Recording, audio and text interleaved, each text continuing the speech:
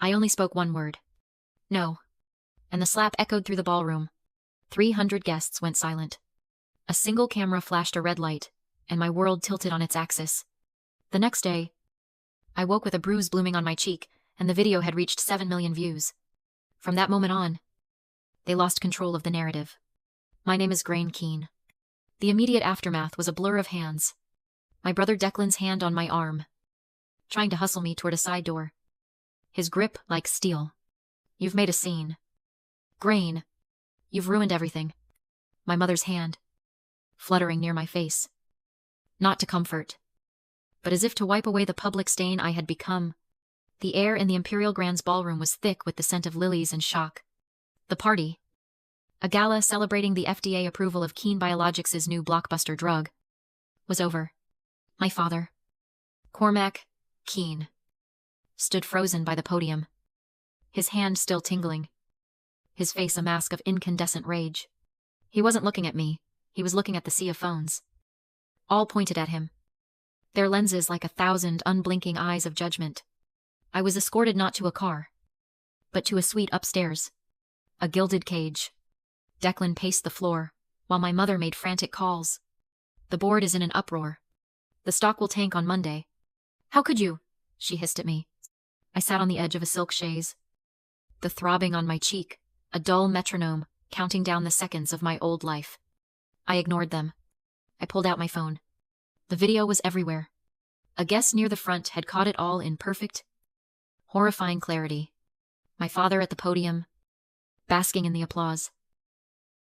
And I want to bring up the head of my development team. My son, Declan Keen, the visionary who drove this miracle drug.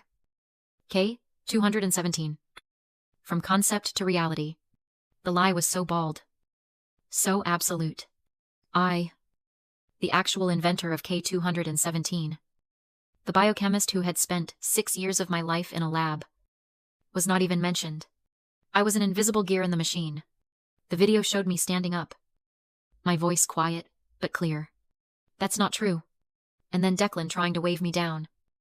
My father's face darkening as I said the single, world-breaking word. No. Then the slap. The collective gasp of 300 people. The sound was the only thing that felt real. My phone buzzed. A text from a number I didn't recognize. I'm a litigator. I saw the video. You have a multi-billion-dollar intellectual property case. And now? A felony assault to anchor it. Don't speak to anyone. My name is Anya Sharma. My office is 2 blocks from the hotel. Be there at 8 a.m. Asterisk. I stood up. Declan moved to block the door. Where do you think you're going? I looked at him. My 6'2" brother. The handsome, charming face of a company built on my work. For the first time in my life, I felt no fear. Out? I said. My voice wasn't loud, but it had a new weight to it. And if you touch me again, you'll be joining Dad in his next press conference. The one with the public apology.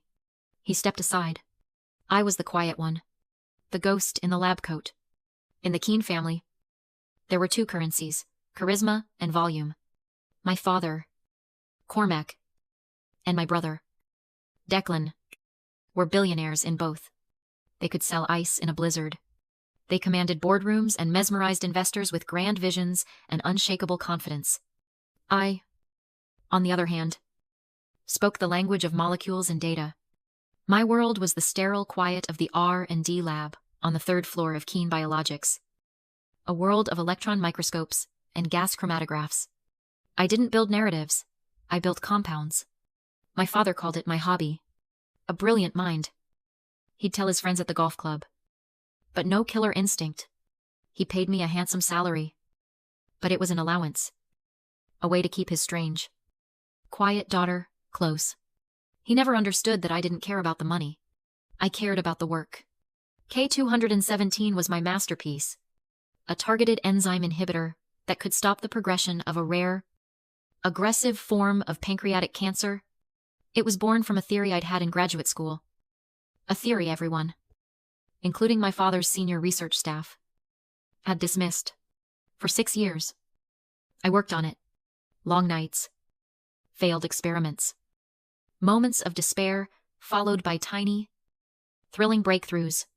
Declan would pop his head into the lab occasionally, his suit smelling of expensive cologne. Still playing with your test tubes? Gee, make sure you find a cure for baldness. That's where the real money is. He'd laugh and leave. He never once asked about the actual science. He couldn't have understood it if I'd explained.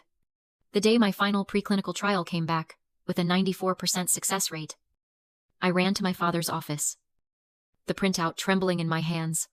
He looked at the numbers, and for a second, I saw a flicker of something in his eyes. Not pride, not awe, greed. It was the naked, hungry look of a predator who had just spotted his prey. Excellent work, he said, his voice smooth as silk. Declan will take it from here. He'll handle the FDA trials and the marketing rollout. You've done your part. Just like that. My creation was taken from me. It was no longer my discovery. It was the company's asset. And Declan, the handsome salesman, was christened its father. I tried to object, to explain that I needed to oversee the human trials. Don't be naive. Grain, my father had said, his voice cold. You're a scientist. This is business now. You don't have the stomach for it. What I didn't have the stomach for was the lie. But I was trained to be silent, to swallow my dissent. So I watched from the sidelines as Declan gave interviews to financial news networks, talking about his team's revolutionary work. I watched as my father accepted industry awards for innovation. My name was never mentioned. I was a footnote in my own life story. My father's escalation was swift and brutal. By the time I walked out of Anya Sharma's office at 9 a.m., my phone lit up with notifications. The first was an email from HR. My employment with Keen Biologics was terminated, effective immediately, for gross misconduct and creating a hostile public disturbance. The second was from the bank.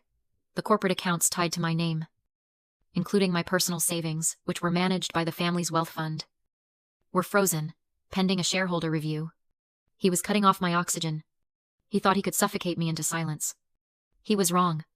The third notification was a news alert. Keen Biologics had released an official statement.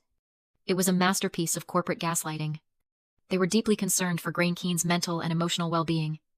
They spoke of a history of instability and a disappointing, desperate attempt to claim credit for the work of her brother, Declan. The slap was framed as a father's clumsy, instinctual reaction to a daughter's public and painful breakdown. They were trying to paint me as hysterical, as crazy. It was his classic move. Any woman who defied him was immediately labeled unstable. But this time, there were 7 million witnesses who had seen his clumsy reaction. Anya Sharma was a shark in a $3,000 suit. She read the company's statement on her tablet and a slow, dangerous smile spread across her face. Oh, he is so stupid, she whispered, almost to herself. He just handed us defamation on a silver platter. Her office was a wall of glass overlooking the city, a perch for a bird of prey. She moved with a terrifying efficiency. First, we hit back. Right now. She drafted a response. It wasn't emotional. It was a razor. Asterisk, Miss. Grain Keen is the sole inventor of the compound known as K217. We have the lab notes, the data, and the patents pending in her name to prove it. The events at the Imperial Grand were not a breakdown, but a response to the attempted public theft of her intellectual property, which culminated in a criminal assault by the CEO of Keen Biologics. We will be seeking full ownership and control of the K217 patent, along with punitive damages for assault, battery, defamation, and wrongful termination. Asterisk. She sent it to every major news outlet in the country. He drew a line in the sand. Anya said, her eyes fixed on mine. We're going to erase it, and the sand with it. By noon, we had filed an emergency injunction in federal court to halt the production and distribution of K217, pending the resolution of the intellectual property dispute. We weren't just asking for money. We were taking back my work. The stock, which had wobbled, began to dive. The criminal twist wasn't in a file. It was in my head. A memory. A loose thread I hadn't been able to stop pulling at since the gala. My father had said I didn't have the stomach for the business side. He was wrong. I was meticulous. Before I was locked out of the system, I had backed up every byte of data related to K217 onto a private, encrypted server. It was a habit born of a lifetime of having my work dismissed or co-opted. I never trusted them to keep my data safe. I was sitting in Anya's conference room, scrolling through years of my own life's work, when I found it. The final Phase 3 clinical trial report. The one Declan had managed. I opened the official, FDA-submitted version. It was perfect. Clean data. Incredible. Efficacy. Minimal side effects. It was the report that got them the approval in record time. But something was nagging at me. 2 weeks before the final submission, I had asked Declan a question about an anomaly I'd seen in the Phase 2 data, a strange cardiac marker that appeared in a tiny fraction of the test subjects. It was statistically insignificant. But it was there. All cleared up. He'd told me, waving a dismissive hand. Just a data entry error. Forget it. I hadn't forgotten. I went back to my raw data backup. I found the original, unedited data logs from the Phase 3 trial. And I saw it. The anomaly wasn't gone. In fact, it was worse. Out of the 500 people in the final trial, 5 of them, 1%, had developed a severe, untreatable cardiomyopathy, a weakening of the heart muscle. All 5 had been quietly removed from the trial for non-compliance. Their data was scrubbed from the final report. The official report submitted to the FDA was a lie. A clean, polished, murderous lie. My hands went cold. I looked up at Anya, my face ashen. It's not just about credit, I whispered, my throat closing up. He knew? They knew the drug could kill people. And they buried it. The slap wasn't just about humiliation. It was about shutting me up. I had been asking questions. I was the one person on Earth who could spot the lie in the data. They weren't just stealing my work. They were trying to launch a weapon and sign my name to it. Anya looked at the 2 reports side by side on the screen, her face hardening into granite. She didn't speak for a full minute. Then she picked up her phone. Forget the injunction, she said, her voice dangerously low. I'm calling the U.S. Attorney's Office. This is criminal fraud. Conspiracy. And if anyone has died since the trials ended, it's negligent homicide. The power flip climax came on a Thursday. It was the day of the big investors' call. The one meant to calm the markets after the unfortunate family incident. Cormac Keane, flanked by his son and a team of lawyers, was broadcasting from the company's main boardroom. It was a show of force.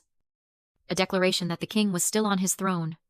He was live streaming to thousands of investors and analysts, his voice resonating with its old, familiar authority. And let me be clear, he was saying, looking directly into the camera. These baseless accusations are nothing more than a desperate and sad cry for attention. The safety and efficacy of K217 are beyond reproach. That was our cue. I walked into the boardroom. I wasn't alone. Anya was beside me. And behind us were 2 federal agents from the FDA's Office of Criminal Investigations. The live stream camera, and focused on my father, caught our entrance in the reflection of the glass wall behind him. I saw his eyes widen in the monitor. Declan shot to his feet. Security, get her out of here, but the agents just flashed their badges. The room fell silent. Before you continue with your reassurances, Dad, I said, my voice steady and carrying in the sudden quiet. Your investors should probably see the real data. I held up a tablet and handed it to the lead agent. Anya nodded to a technician she'd brought with her, who patched her laptop into the live stream's feed. The screen behind my father, which had shown the Keen Biologics logo, suddenly split. On one side was the polished, perfect FDA report. On the other, the raw data. The 5 names of the patients who had been removed. The cardiograms showing the damage. The internal emails between Declan and the trial supervisor discussing how to clean up the noise in the data. A collective gasp went through the room. On the live feed's chat window, a torrent of panic erupted. Sell. Sell now. Get out. The company's stock ticker, visible in the corner of the screen, turned into a waterfall of red. This is fabricated, Cormac roared. But the bravado was gone. His voice was hollow. The lead agent stepped forward. Cormac Keane and Declan Keane, you are under arrest for conspiracy to defraud the United States. Wäre Fraud, and making false statements to federal officials. As they were cuffed, my father lunged toward me, his face a mask of pure, primal hatred. You destroyed my company, he hissed. No, I replied, my voice calm. I saved it. You were going to kill people, and you were going to use my name to do it. I'm just settling the account. 6 months later, I stood in my old lab. The name on the building had changed. After the arrests, the trial, and the convictions, Keen Biologics collapsed. The board, in a desperate attempt to salvage the company's assets, had agreed to a full restructuring. I was brought in by the Department of Justice as a consultant. And eventually, the new board offered me the position I should have had all along, Chief Scientific Officer. The company was now called Phoenix Labs. My father and brother were found guilty on all counts. Their sentences were long. I attended the trial every day. Sitting in the front row, they never looked at me. Their fortunes, built on a lie, were wiped out by fines and civil suits. One afternoon, a letter arrived from my mother. It contained a single check for $20 million, her share of the divorce settlement. A note was attached. Asterisk. This should have been yours all along. Perhaps you can build something better. Asterisk. I used the money to start the Keen Foundation for Ethical Science, a nonprofit dedicated to funding transparent medical research. We now fund labs that refuse to cut corners, that put patients before profits. Phoenix Labs, under my guidance, pulled K217. We went back to the beginning. We isolated the protein that caused the cardiotoxicity. We are now developing a new, safer version of the drug. One that will save lives without risking others. It will take another 2 years. But we will do it right this time. Last week, I received a letter from my father in federal prison. It was one sentence. Asterisk. You should have just stayed quiet. I didn't frame it. I shredded it. It was the last gasp of a man who still didn't understand. My silence was never the problem. His lies were. This morning, I walked through the new wing of our research facility. A young biochemist, a woman fresh out of her Ph.D. program, stopped me in the hall. She was shaking with excitement.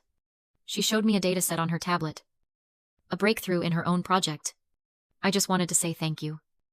Dr. Keen, she said, her eyes shining with hope. Thank you for building a place where the science comes first. That was my inheritance. Not the money. Not the title. That moment. The hope in her eyes. If you're watching this and you've ever been told to be quiet, that your work doesn't matter, that your voice is an interruption, remember this. The system is built to favor the loudest voice, not the truest one. But data doesn't lie. The truth has a weight of its own. And if you hold on to it, it can become the force that moves the world. My name is Grain Keen. My father tried to erase me from my own story. Now, my work, done my way, will be his only legacy. If this story resonated with you, like this video, share it with anyone who needs to be reminded that their truth is worth fighting for. And comment below with a time you found the courage to speak up, even when your voice was shaking.